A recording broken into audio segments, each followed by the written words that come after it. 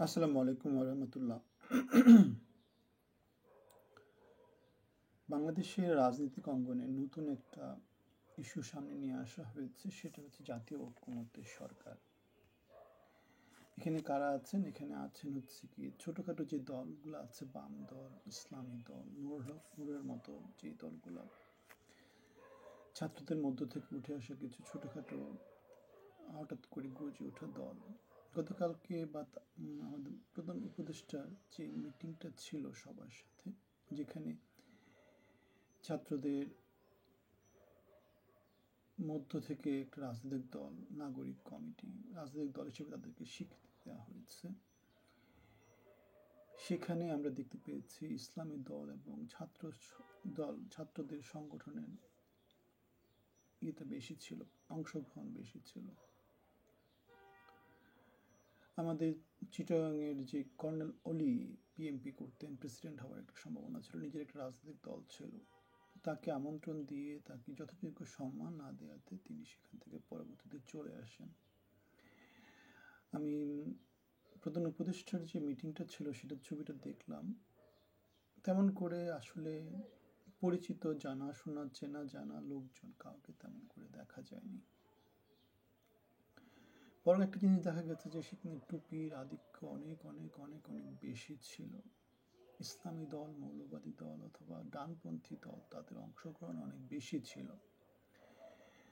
So তাহলে কি আমরা এটা ধরে নিব যে বাংলাদেশের বেশিরভাগ মানুষ বা রাজনীতি যারা করে তারা সব ইসলামী ঘরানার, ইসলামী চিন্তা চেতনা? আমরা সেখানে দেখতে পাচ্ছি, যেহেতু ইসলামী দলের প্রাধান্য ছিল, সেখানে আমরা দেখতে পেয়েছি জামাতের আমির ডক্টর শফিক যেভাবে দাঁড়িয়েছেন, যেভাবে সেখানে তিনি আধিপত্য করেছেন, তাতে বোঝা গেছে যে সরকারি জামাতের একটা বড় একটা সেইং আছে, ইসলামপন্থীদের বড় একটা সেইং আছে। এদিকে আবার অন্য একটা ঘটনা ঘটেছে, সেটা কি? সেটা হচ্ছে গতকালকে বিএনপি ছাত্র সংগঠন, ছাত্র দল একটা মিটিং করেছে, যেখানে তারা 30টি ছাত্র সংগঠনের সাথে কথা বলেছে। দুইটা ছাত্র সংগঠনকে তারা দাওয়াত দেয়নি, একটা হচ্ছে বৈষম্য বিরোধী ছাত্র আন্দোলন, আর একটা হচ্ছে ছাত্র শিবির। তাহলে আমরা এখান থেকেও একটা আইডিয়া পেতে পারি যে বাংলাদেশের সামনের রাজনীতিটা কোন দিকে যাচ্ছে। বেসিক্যালি ছাত্র দলের সাথে বৈষম্য বিরোধীদের বা ছাত্র শিবিরের যে দূরত্বটা, সেটা তৈরি হয়েছে বিপ্লব এবং সংহতি দিবস উপলক্ষে যে পোস্টারিং করা হয়েছিল সেটা নিয়ে। ক্যাম্পাসে ছাত্র আন্দোলন নিষিদ্ধ করার একটা গুঞ্জন থেকে ছাত্র দলের যে পোস্টারিং ছিল, সেই পোস্টারিংগুলোকে তারা ছিঁড়ে ফেলেছে। এখন ছাত্র দলের যে মিটিং ছিল গতকালকে, যেখানে 28টা সংগঠন, ছাত্র সংগঠন, ছোট ছোট সংগঠন একমত হয়েছে যে ক্যাম্পাসের ছাত্র রাজনীতি বন্ধের যে কোনো অসৎ উদ্দেশ্যে তারা কি করবে? প্রতিহত করবে। তাহলে একটা জিনিস দেখা যাচ্ছে, রাজনীতিতে, সেটা ছাত্র রাজনীতি হোক, সেটা বড়দের রাজনীতি হোক, সেটা সরকার লেভেলের যে রাজনীতি সেখানেও হোক, সেখানে স্পষ্ট বিভাজন চলে আসছে। ফয়দা লুটতে লুটতে কিছু সংখ্যালঘু লোকজন নিজেদের আখের গুছাতে গুছাতে দেশটাকে আবার সেই কিসে নিয়ে গেছে, আবার সে অস্থিতিশীলতার দিকে গত 4 মাস ধরে হাঁটিয়েছে। এখন তারা ক্ষমতার ভিত্তি তারা আরো শক্ত করার জন্য তারা কি করেছে? নতুন রাজনৈতিক দল তৈরি করেছে, এবং যেখানে আমরা দেখতে পাচ্ছি স্থিতিশীলতার দিকে হাঁটার কোনো লক্ষণ নাই। তারা এখনো কিন্তু বলতে পারছে না কতদিন ধরে অস্থিতিশীল সরকার, এই অন্তর্বর্তী সরকার থাকবে। জনগণের নির্বাচিত প্রতিনিধি সুষ্ঠু ভোটের মাধ্যমে যারা নির্বাচিত হবে, তারা গণতান্ত্রিক পথে তারা কবে বাংলাদেশকে নিয়ে যাবে, সেই রোডম্যাপ তারা এখনো দেয়নি। বরং ঐক্যমতের সরকারের নতুন একটা ধুয়ো তুলে যেটা বোঝা যাচ্ছে, সেটা হচ্ছে কম করে 2 বছর, 3 বছর, 5 বছর, 7 বছর, 10 বছরও হয়ে যেতে পারে বাংলাদেশের গণতান্ত্রিক পথে উত্তরণের যে পথটা, কাটাময় যে পথটা, সে পথটা।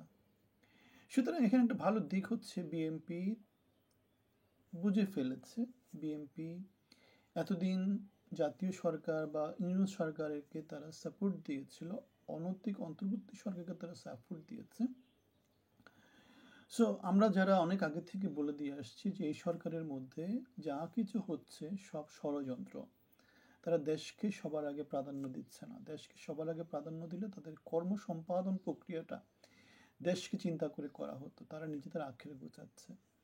দেশের 18 কোটি মানুষের মধ্যে এই যে গতকালকে যে বৈঠক হয়েছে সেখানে কতজন মানুষ ছিল, কতজন মানুষের রিপ্রেজেন্টেশন ছিল, সত্যিকার রিপ্রেজেন্টেশন।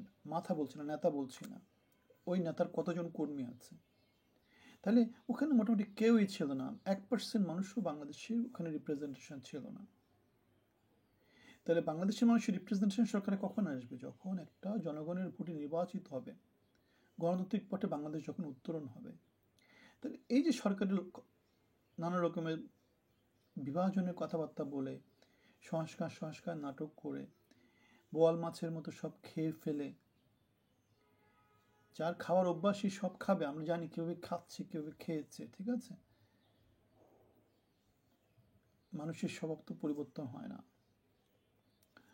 সুতরাং আমাদের আসলে চিন্তা করা উচিত, আন্দোলন প্রতিবাদ জারি রাখা উচিত। 11 সরকারের কথা আমাদের মনে আছে, অনেক কিছু তারা আমাদের শুনিয়েছিল, কিন্তু পরবর্তী জনরোষের মুখে পড়ে তারা ক্ষমতা ছেড়ে দিয়ে দেশ ছাড়তে বাধ্য হয়েছিল। দেশে তারা এখনো আসতে পারেনি। এই সরকারের কি অবস্থা হয় সেটা সময় বলে দেবে। তবে জনগণকে যদি সবার উপরে স্থান না দেওয়া হয়, 11 ভাগ্য বরণ করা সময়ের ব্যাপার। স্বাভাবিক, জনগণ সবার উপরে।